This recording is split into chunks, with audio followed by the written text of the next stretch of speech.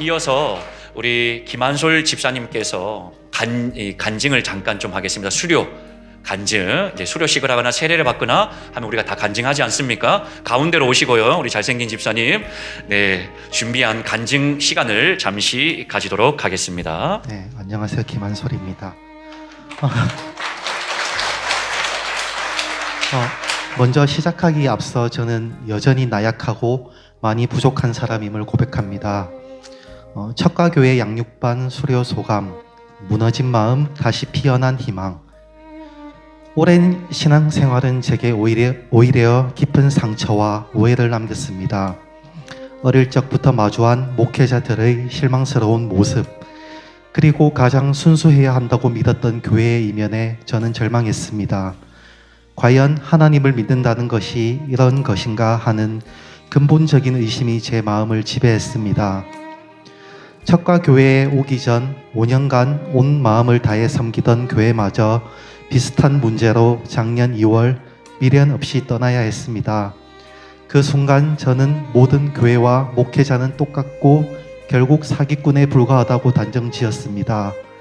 다시는 신앙생활을 하지 않겠노라 저는 하나님께 등을 돌렸습니다. 그렇게 약 10개월간 방황의 시간을 보내던 중 기적처럼 하동균 목사님을 만나게 되었습니다. 다른 가정을 신방하시던 목사님의 모습에서 저는 알 수 없는 이끌림을 느꼈습니다. 이 교회를 한 번은 가봐야겠다는 강력한 마음, 그것이 제 닫혔던 마음을 열고 척과 교회에 발을 내딛게 한 유일한 이유였습니다. 그렇게 교회를 출석하다가 등록까지 하게 되었고, 등록을 결정한 가장 큰 이유는 목사님 때문이었습니다. 인간적인 부족함을 늘 인정하시면서도 오직 하나님만을 바라보고자 중심을 잡기 위해 처절하게 발버둥치는 그 모습에서 저는 큰 감동과 은혜를 받았습니다. 그 간절함이 제 마음을 움직였습니다.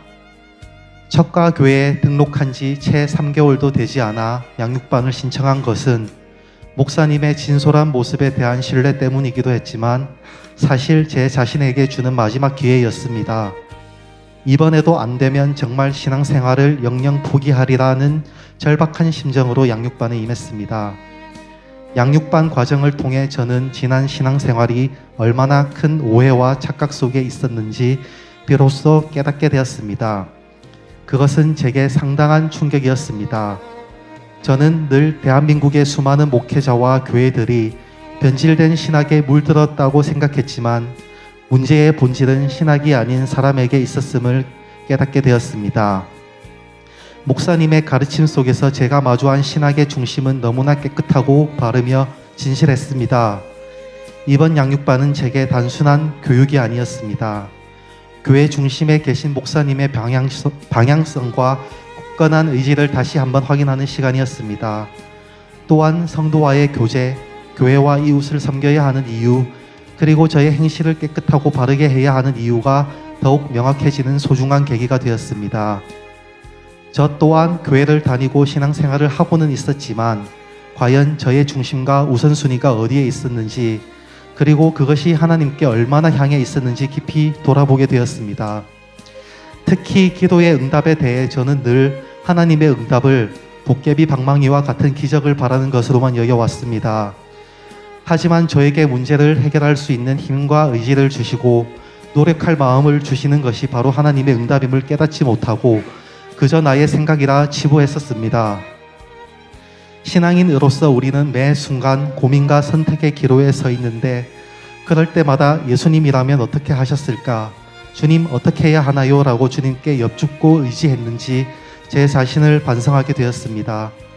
이제야 비로소 진정으로 올바른 신앙생활을 해야 함을 절실히 깨닫습니다. 목사님께서 이끄시는 이번 양육반을 경험하며 저는 확신했습니다. 우리 척과교회 성도라면 남녀노소 불문하고 모두가 반드시 참여해야 할, 그리고 필히 알아야 할 중요한 신앙교육이라는 것을 말입니다. 어린 시절처럼 넘치는 에너지와 시간이 허락하지는 않겠지만 제가 할 수 있고 맡은 바에 있어서는 꾸준히 그 자리를 지키겠습니다. 이제는 이 교회가 제 신앙생활의 마지막이라는 간절한 마음으로 하나님 앞에 바로 서는 성도가 되기 위해 온 마음을 다할 것입니다. 하나님의 전적인 은혜에 감사드립니다.